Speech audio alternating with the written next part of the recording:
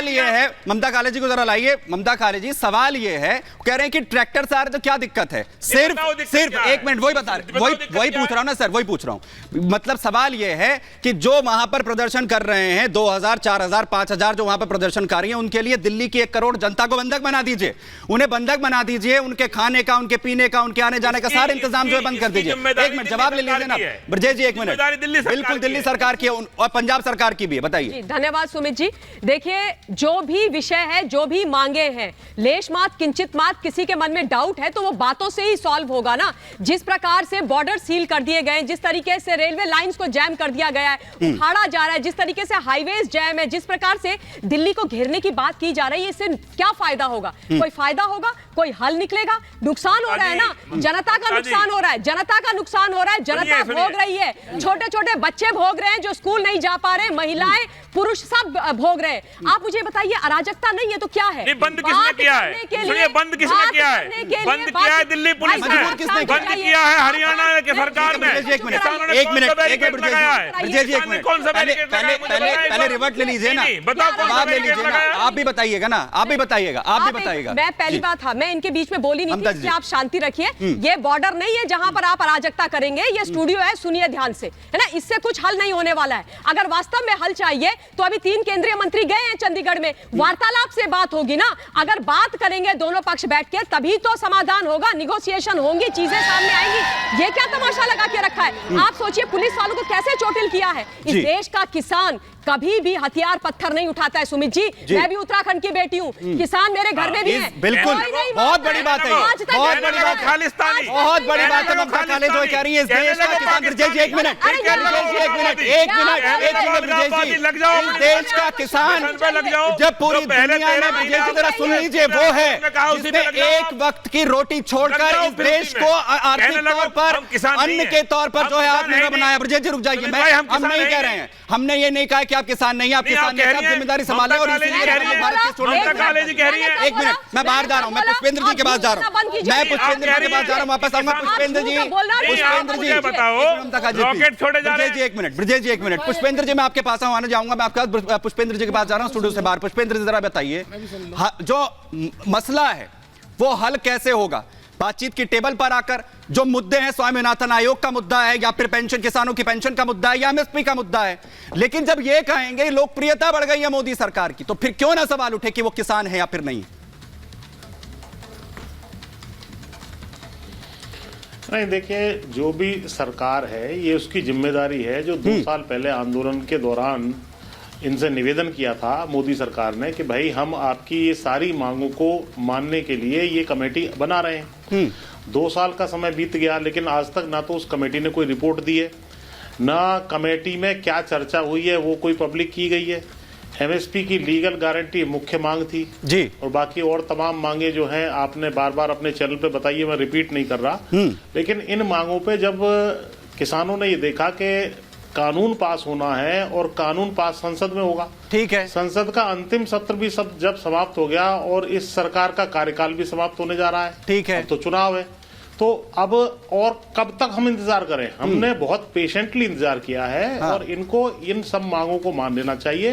और जिस प्रकार की बैरिकेडिंग दिल्ली के चारों तरफ, दिल्ली से 200 किलोमीटर दूर अभी किसान हैं, उसके बावजूद भी आपने जो है बैरिकेडिंग करके दिल्ली के लोगों को, ठीक है। लेकिन पुष्पेंद्र जी, जिन मांगों का आप जिक्र कर रहे हैं, जिन्हें आप कह रहे हैं कि मैं दोहराना नहीं चाहता, वो मांगे तो आ ही नहीं रही ना। मांगे तो बैलेट पेपर की आ गई, मांग तो जो है ये आ गई कि मोदी सरकार का ग्राफ जो है वो नीचे गिराना है, मांग तो ये आ गई है कि आखिर कैसे मोदी को हराना है, सवाल तो ये आ गया। ये मांग जो पहले एमएसपी की थी, स्वामीनाथन आयोग की थी, किसानों को पेंशन देने की थी, जो किसान इसमें हताहत हुए उनके पीड़ित परिवारों को देने की थी, उसका तो जिक्र ही नहीं है ना। अब सवाल तो ये है हमारा। जी जरा बताइए।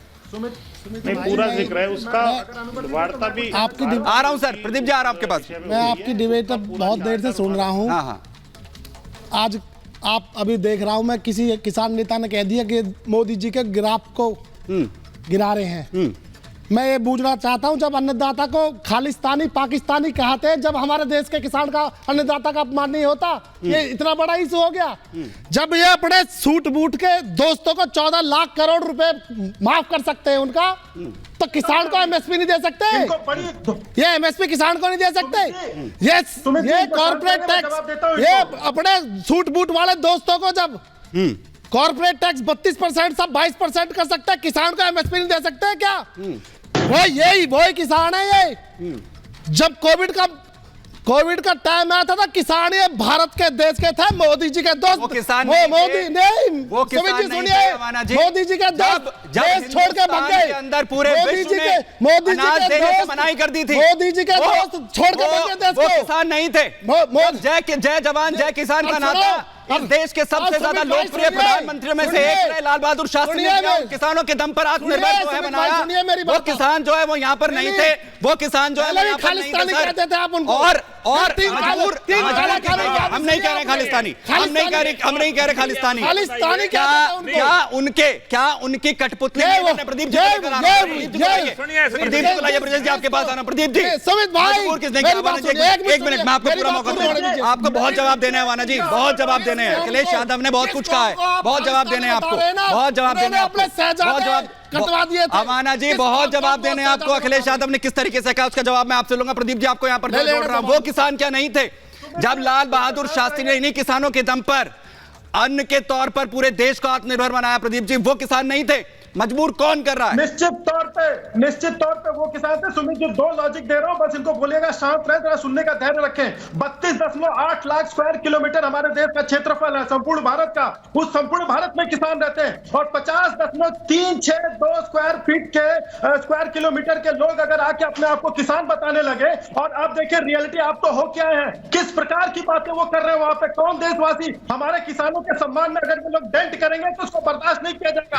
2 एकड़ से 98% किसान हमारे देश में 2 एकड़ से कम जोत वाले हैं। कौन सा किसान है जिसके पास मर्सिडीज गाड़ी आ गई? मर्सिडीज गाड़ी कौन सा गरीब किसान है जिसके पास एक मोटरसाइकिल की हो? नहीं जनाब, आप नहीं चाहते कि ये किसान हिंदुस्तान का किसान मर्सिडीज में चले? आप नहीं चाहते क्या हिंदुस्तान का किसान मर्सिडीज में चले?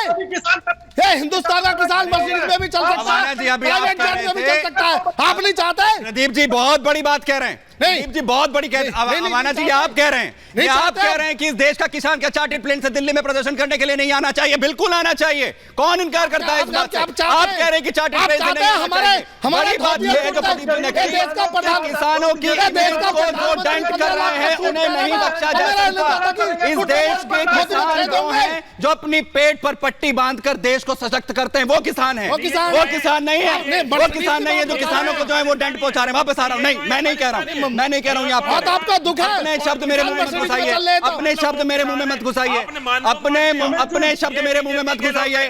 ब्रजेश जी आप नहीं कर पाएंगे, आप नहीं कर पाएंगे, आप नहीं कर पाएंगे। मैं वापस आपके पास लौटूंगा। मैं डॉक्टर